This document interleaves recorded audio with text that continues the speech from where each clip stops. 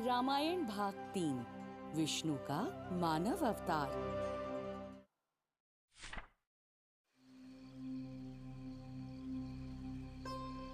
अश्वमेध यज्ञ सबसे श्रेष्ठ यज्ञ है। ऋषि ऋषिशृंग ने कहा,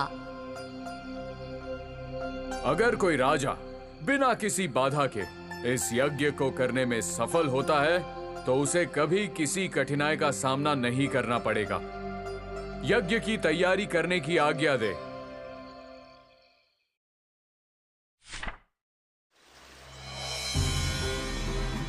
आनंदित हो दशरथ ने सरयू नदी के उत्तरी तट पर साल भर चलने वाला यज्ञ शुरू होते देखा। घोड़े को छोड़ दिया जाए। ऋषि ने निर्देश दिया। कई सिपाही घोड़े के साथ गए। ये सिपाही 1 वर्ष तक घोड़े का सब जगह पीछा करेंगे और निश्चित ही आपको पुत्र प्राप्त होंगे। ऋषि ने राजा दशरथ से कहा,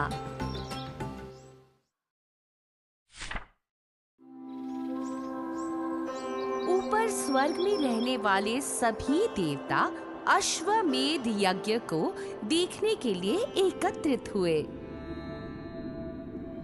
अपने बीच भगवान ब्रह्मा और भगवान विष्णु को देखकर वे चिंतित होकर भगवान ब्रह्मा से बोले,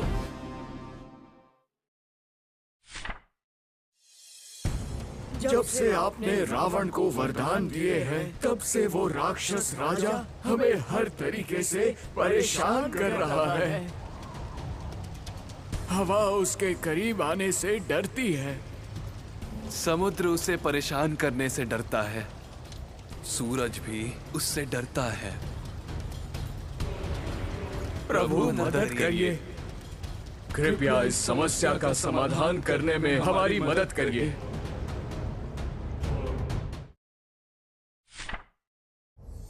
ब्रह्मा ने राजा दशरथ के बलिदान को देखते देखते इस बारे में सोचा। सच में रावण बहुत शक्तिशाली हो गया था। चलो देखते हैं। रावण ने मुझसे बहुत से वरदान मांगे थे और मैंने उसकी इच्छा पूरी करी थी कि कोई देव, दानव, यक्ष, राक्षस या गंधर्व उसे नहीं मार सकेंगे।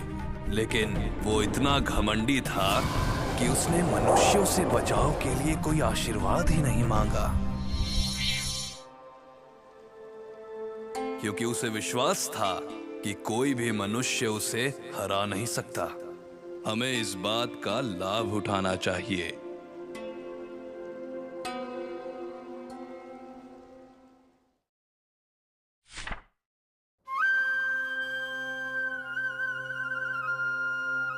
हे भगवान विष्णु, कृपया हमें भयानक रावण से बचाए। केवल आप ही उस राक्षस राजा को हरा सकते हैं जो हमें रात दिन सताता है। पर कैसे? भगवान विष्णु ने पूछा। जैसे भगवान ब्रह्मा ने कहा, रावण को हम नहीं मार सकते, लेकिन एक मनुष्य अवश्य उसका अंत कर सकता है। उसका वरदान उसे एक मनुष्य के हाथों वध से नहीं बचा सकता।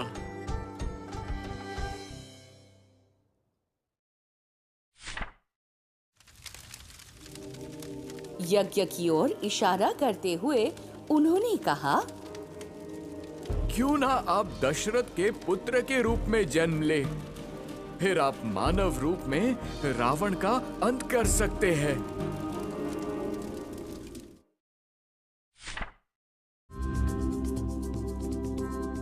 देवताओं को परेशान देख भगवान विष्णु ने उनकी मदद करने की ठानी। वे मुस्कुराए। वे मानव रूप में पृथ्वी पर एक महान यात्रा की तैयारी में लग गए।